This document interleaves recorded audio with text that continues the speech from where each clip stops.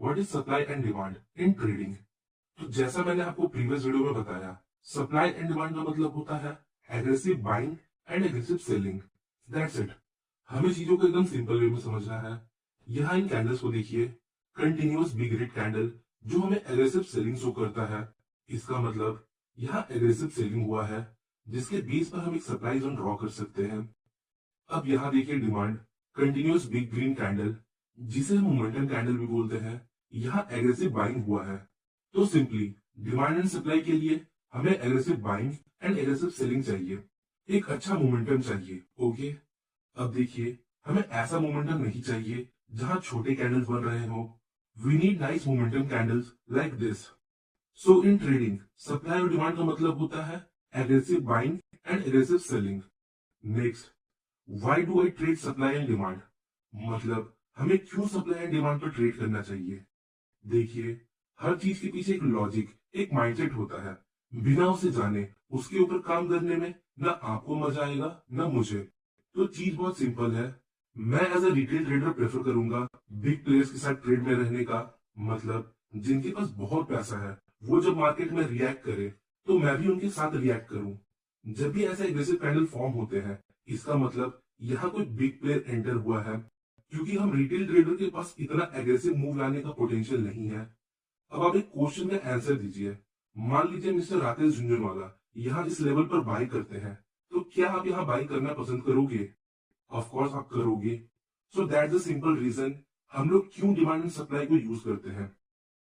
Now अब समझते हैं कैसे हमें सप्लाई एंड डिमांड को चार्ट पर फाइंड करना है। देखिए, हमें मिनिमम 3 कैंडल चाहिए जिनका साइज अच्छा खासा हो। यहाँ देखिए, यहाँ हमारे पास 3 बिग साइज कैंडल है जो हमें बताते हैं यहाँ मोमेंटम है। तो बस हमें 3 मोमेंटम कैंडल चाहिए जहां कम समय में प्राइस अच्छा खासा मूवमेंट दिया हो।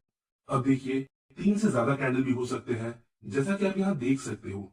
यहाँ हमारे पास 1 2 3 4 टोटल 5 कैंडल है। ओके, बट हमें मिनिमम 3 कैंडल चाहिए। नाउ अब टूल सेक्शन से हम रेक्टेंगल बॉक्स को सिलेक्ट करेंगे और जोन को ड्रॉ करेंगे। तो कुछ इस प्रकार हम जोन को फाइंड करते हैं। ड्रॉ कैसे करना है आगे इस वीडियो में देखेंगे। उसके पहले एक और एग्जांपल देखते हैं। यहाँ देखिए, अगेन हमारे पास बिग साइज कंटिन्यूअस कैंडल्स है। तो बेसिकली हम प्राइस का वापस इस लेवल पर आने का वेट करेंगे और फिर ट्रेड लेंगे। नाउ अब समझते हैं कैसे हमें सप्लाई एंड डिमांड को ड्रॉ करना है। तो इसके 3 तरीके हैं, लास्ट पिवट का यूज करके, टाइट कंसोलिडेशन का यूज करके और विक्स का यूज करके। आइए पहले देखते हैं यूजिंग लास्ट पिवट। तो बेसिकली जहां से मूव का स्टार्ट हुआ है, हमें उसके पहले जो अपोजिट कलर का कैंडल है उसके साइड से एक जोन क्रिएट करना है, कुछ इस प्रकार। यहां हमें एग्रेसिव बाइंग देखने को मिला, इसलिए ये एक डिमांड जोन है। यहाँ प्राइस के वापस आने पर हम ट्रेड अपॉर्चुनिटी ढूंढ सकते हैं। नेक्स्ट, ये है सप्लाई जोन, जहां हमने लास्ट पीरियड का यूज कर एक सप्लाई जोन ड्रॉ किया। अगला तरीका देखते हैं यूजिंग कंसोलिडेशन।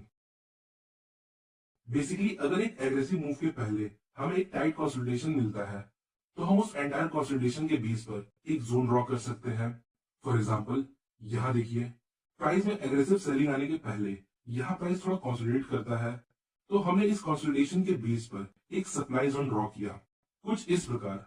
नेक्स्ट टाइम जब प्राइस यहाँ वापस आएगा तो हम यहाँ सेल कर सकते हैं।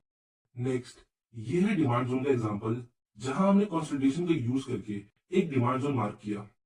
तो अगला तरीका देखते हैं जिसमें हम कैंडल्स के विक का यूज करके जोन को क्रिएट करेंगे। तो यहाँ देखिए, यहाँ हमें एक फास्ट मोमेंटम देखने को मिलता है। यहाँ एग्रेसिव बाइंग हुई है। अब इसके पहले जो लॉन्ग विक कैंडल है, इसे देखिए। तो हम इसके पूरे बॉडी का यूज नहीं करेंगे, यहाँ हम सिर्फ इस कैंडल का विक यूज करेंगे और एक डिमांड जोन ड्रॉ करेंगे, कुछ इस प्रकार। और प्राइस का वापस इस लेवल पर आने का वेट करेंगे। तो मैं आपको रिकमेंड करूंगा, अगर आप एक बिगिनर हो तो आप ऐसे जोन को यूज ना करें। आप जोन को ड्रॉ करने के लिए पहले 2 तरीके का यूज करें। नाउ अब एक इंपॉर्टेंट क्वेश्चन जो मुझसे बहुत लोगों ने पूछा, हमें डिमांड एंड सप्लाई जोन देखने के लिए चार्ट पर कितना पीछे देखना चाहिए। तो मेरे अकॉर्डिंग आप 3 to 6 मंथ पीछे देख सकते हो, इवन 1 साल पहले तक का भी देख सकते हो। यहाँ टाइम मैटर नहीं करता, जोन कितना भी पुराना हो, अगर जोन क्लियर है तो आप प्राइस का वहां आने का वेट करें। नाउ अब क्या होता है, मोस्टली जो लोग हैं वो मेजर स्विंग्स को देखते हैं, जो एक अच्छी बात है। लोग प्राइस का वापस इन लेवल पर आने का वेट करते हैं। बट अगर कोई डे ट्रेडर है तो क्या ये जोन उनके लिए है? हो सकता है प्राइस यहाँ आने में बहुत टाइम लगा दे, तो ऐसे हम ट्रेड अपॉर्चुनिटी खो सकते हैं। So now the question is, तो हम क्या कर सकते हैं? सिंपली हम इनके बीच में डिमांड एंड सप्लाई को ट्रेड कर सकते हैं। जैसा कि आप जानते हैं, मार्केट वेव्स में मूव करता है, तो एक बड़े मूव के बीच में जो वेव्स फॉर्म होता है, हम उनके ऊपर ट्रेड ले सकते हैं।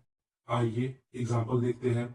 यहाँ देखिए, प्राइस वेव में मूव कर रहा है, तो इन वेव्स में अगर हमें कोई डिमांड जोन मिलता है कुछ इस प्रकार, तो हम प्राइस का वापस यहाँ आने का वेट करेंगे और फिर ट्रेड लेंगे। नाउ अब बात करते हैं कितने बार हम एक जोन को यूज कर सकते हैं। देखिए, चीजों को सिंपल रखते हैं। बेसिकली हम सब बिगनर्स हैं, तो हमें एक जोन को बस एक बार यूज करना चाहिए।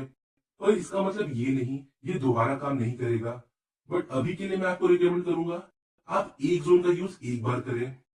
नाउ एक और इम्पोर्टेंट क्वेश्चन, क्या हमें कंफर्मेशन का यूज करना चाहिए या फिर प्राइस जब डिमांड या सप्लाई जोन में आए तो ऑर्डर प्लेस कर दे? हमें क्या करना चाहिए? तो इसका आंसर है, हम सब एक बिगनर है, तो बिगनर्स के लिए हमेशा कंफर्मेशन इंपॉर्टेंट होता है। लाइक आप जोन पे किसी कैंडलस्टिक पैटर्न का कंफर्मेशन ले सकते हो, लाइक बुलिश और बेरिश कैंडलस्टिक, या फिर कॉन्फ्रेंस के बेस पर ट्रेड ले सकते हो, जिसमें हम कुछ इंडिकेटर्स का यूज कर सकते हैं, लाइक मूविंग एवरेज एटसेट्रा। सो आज के लिए इतना ही। अगर आप चैनल पर न्यू हो तो वीडियो को लाइक